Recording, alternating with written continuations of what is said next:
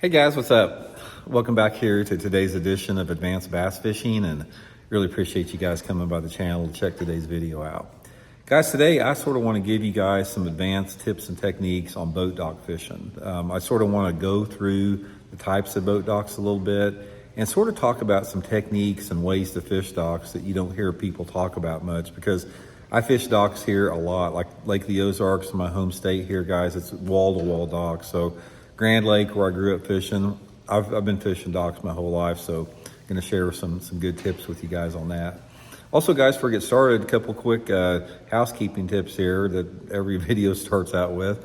Just like to invite everybody, if you're interested in booking an on-the-water lesson with me, just go to my Facebook page, Randy Blaukat Professional Angler. Shoot me a private message for information there.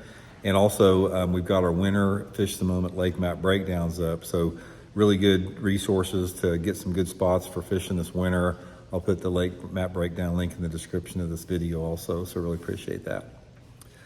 Okay, there's when you're talking about boat docks, the first piece of advice I'm gonna give you on boat docks is pay attention to the easy parts that people fish on a dock. In other words, most people that fish boat docks they're lazy to the extent as they don't want to get in to the hard places of around a boat dock for two different reasons. Number one, it takes a lot of time and effort. Number two, you might skin your boat up on cable around the dock. So one of the things you have to realize is the lowest percentage area on a boat dock as far as where you're going to catch a good fish is usually down the sides of a boat dock or on the front part of a boat dock, because this is where everybody fishes.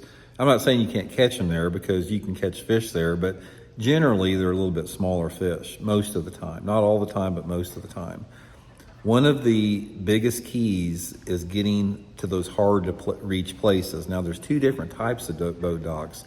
You've got your floating boat docks and you've got your pier style boat docks. So all you guys that fish like, the TVA lakes or Lake Norman in North Carolina, or tidal rivers, docks, you guys have piling docks where there's actually pilings in the water, and everybody else that usually on some type of a highland impoundment that fluctuates a lot, you've got floating docks. Floating docks are not really on lakes that have a big fluctuation like we do here in Missouri. So those are two different styles.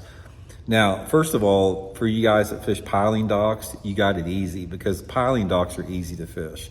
It's just skipping underneath the dock. The only thing that makes the difficulty in a piling dock is how much water clearance you have from the water to the top of the dock. I've seen 3 inches of clearance, and I've seen 3 feet or more of clearance, so it depends. But on a piling dock, fish can be literally anywhere on that piling dock, because a lot of it depends on how deep the pilings are. If you have pilings that are like the outside part of the dock is in 3-4 foot of water, there could literally be a bass on any piling there. If you've got super deep water, like your pilings are in 15 or 20 foot of water, the shallower part's going to be better. I don't really want to go into the piling dock as far as the tips on it in this video, because just fish where the shade's at. That's all you really have to do. Concentrate on where the shade is at based upon the time of the day. Skipping a jig, skipping a wacky rig are going to be your two best techniques. Maybe a shaky head on a light head. Pretty easy to fish. But I really want to focus this video on is the floating docks, because they're a lot more complex. Now, floating docks, there are a lot to them, because a lot of it depends again on the bank angle that they're on. If you've got a floating dock that has some, water depth of like over 4 or 5 foot on the outside part of the dock, you're going to be dealing with some suspended fish on that dock. But if your outside part of the dock is less than 5 foot of water, most of those fish are going to be bottom oriented. So the shallower the dock that you have, the more of the dock that's going to be good. In other words, if you have a floating dock, that the outside part of it's in 4 or 5 foot of water, you can literally catch fish anywhere around that dock. On the front of it, the sides of it, behind it, walkways, any place. In the slips, they can be anywhere in there. Also depending on the water clarity, is going to be dependent upon where those fish are going to be. The cleaner the water, they're going to leave a little bit deeper water on the docks. The more off-color water, the shallower. But the docks I want to talk about specifically, now this is the sort of the meat of the video here, is I want to talk about those floating docks that are in water that's deep enough to where the outside part of them is a little bit too deep. In other words, let's say the outside part of the dock is in 10 foot of water, which is very, very common based upon the angle of the dock. Most of the time, the docks on like the main lake or in the creek arms are going to be a little deeper, and they're going to get shallower as you get on the back of the coves or the flatter banks on the main lake. So it just depends on how the dock's set up. But regardless, if you get one of those docks that falls into that parameter, what I'm talking about, where you've got around 10 foot or so visibility on the outside, this is the tip I want to give you. You have got to focus on the inside part of the dock, behind the cables. This is where all your good fish are going to be at. Now, the reason this does not get fished much is it's very difficult. It's like, depending upon how the docks are set up, sometimes it's a tight squeeze to get in there between two docks, and then you always have to deal with those cables. Some of these dock owners, guys, they'll have 4 and 5 cables attaching their dock to the bank, which is ridiculous. It's overkill. It makes it next to impossible to fish. And then you got the walkway to deal with and whatever debris is in the water with that. So when you're getting back in there to fish those areas, you're going to have to be very aware of if you're concerned about scratching your boat up, you've either got to be very aware of it, or you just don't mind if your boat gets scratched up, because it is going to be an issue, especially if the wind's blowing. This is one of the reasons this is the best part of the dock, is because most people don't want to mess with that. They either don't want to scratch their boat up, or they don't want to take the time to troll inside of a dock and make a couple casts and troll around the other side of the dock.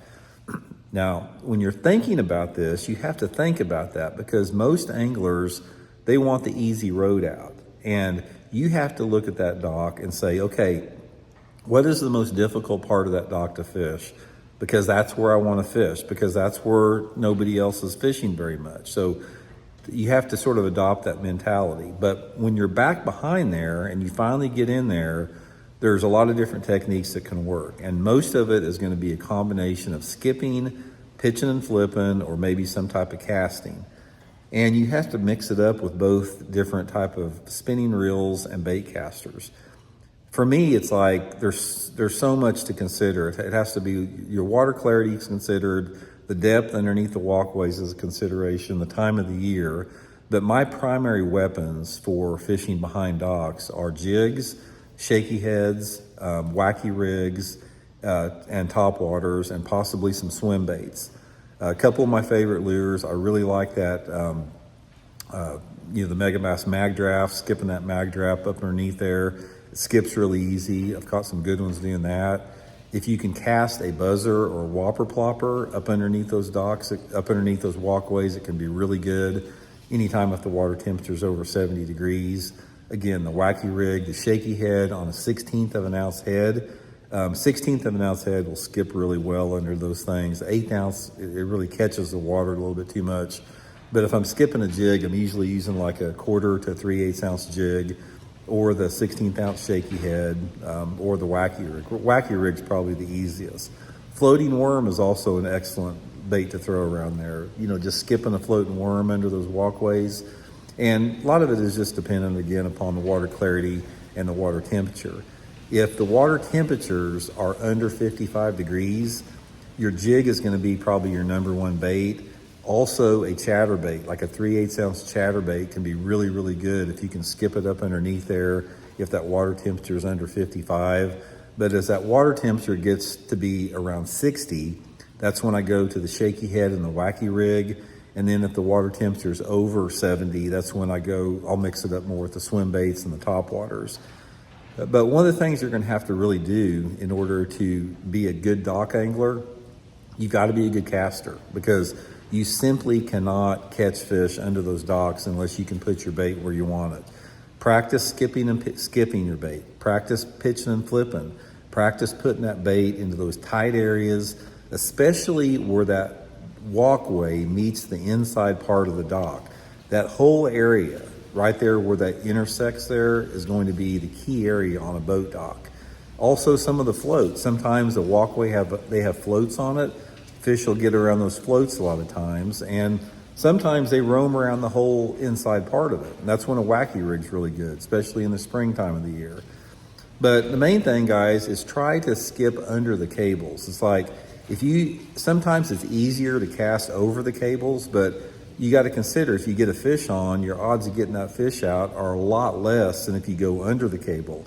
If you go under the cable when you set the hook, you don't have to worry about the cable. You can fight the fish out, even if it seems a little bit awkward.